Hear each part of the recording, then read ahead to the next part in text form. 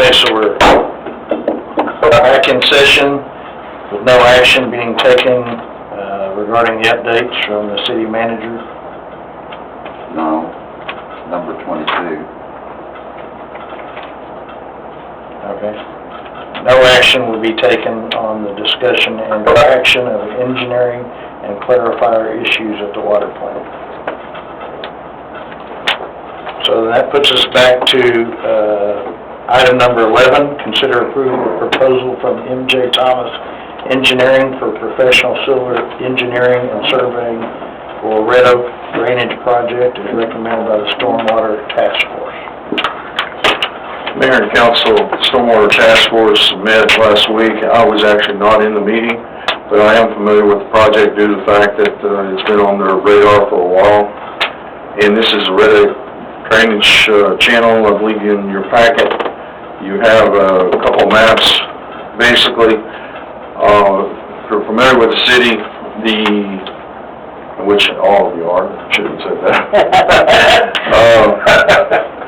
The Lions Club over there, when you go in their parking lot, that's a big vacant area behind it all the way over to Keith Pumphrey.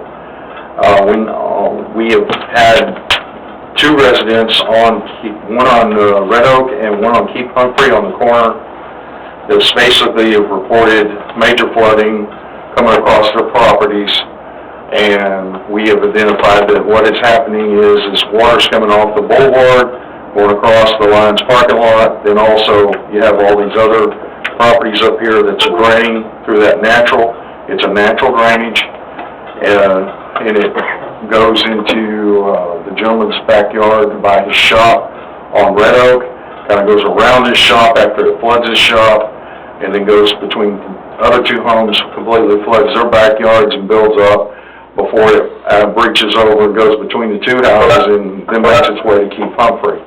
And so basically the Stormwater Task Force asked Mickey to take a brief look at this, and that's where we come up with the maps, and we have been working with the homeowner on Keith Pumphrey, which would be the third house from the corner next to the vacant property, because that is the key point, because we need that particular area, if he was in agreement, to cut a channel and also put in some concrete sections there to prevent erosion.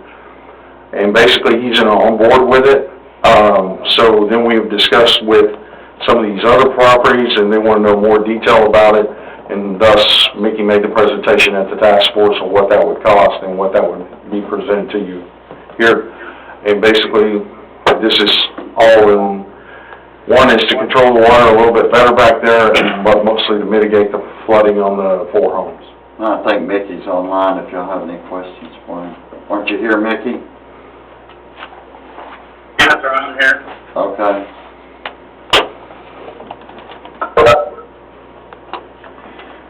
So this channel would only have water during rain. I mean, it wouldn't always have water in it, or anything. No, it's just basically, looking at the map, you can actually almost identify, from the GIS, identify a natural drainage flow through there. You can almost see a path. We're going to define that with a channel, 5-foot bottom with some sidewalls on it. Is it 1-to-1? A 5-foot bottom. The bottom is 5 foot wide, and then it'll have is it 1-to-1 slopes, Mickey, or 1-to-4?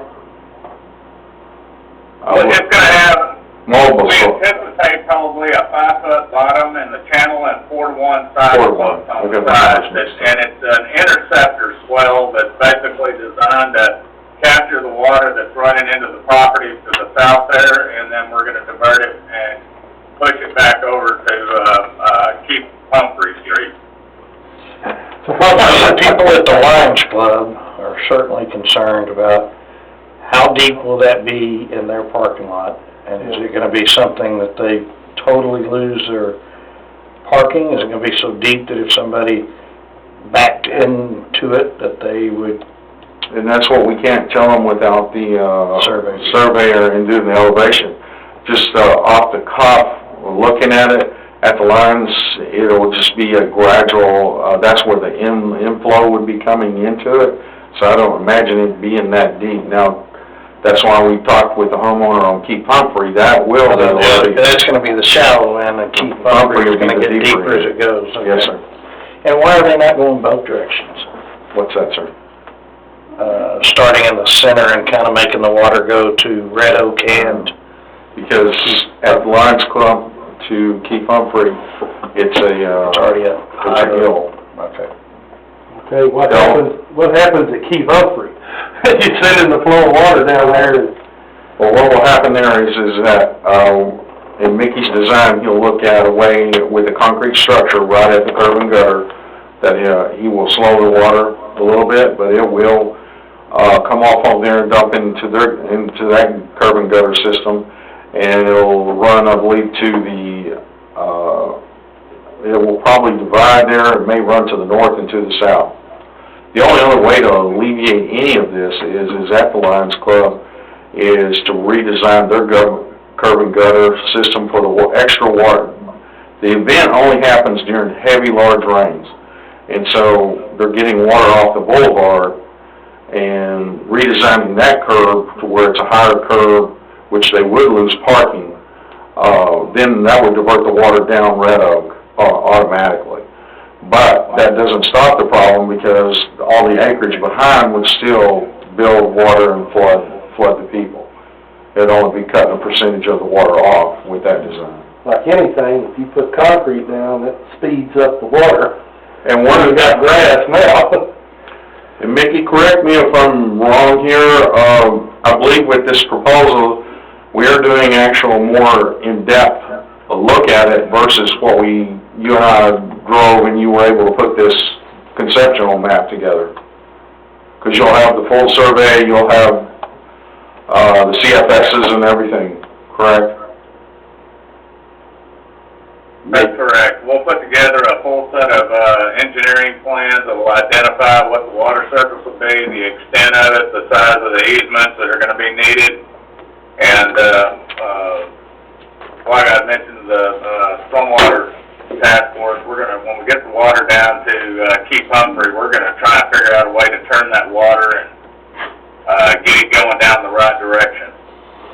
So basically, as far as the way my office operates, we get a complaint and we review that complaint a couple of times and actually see what is feasible, if there's something we can do in-house.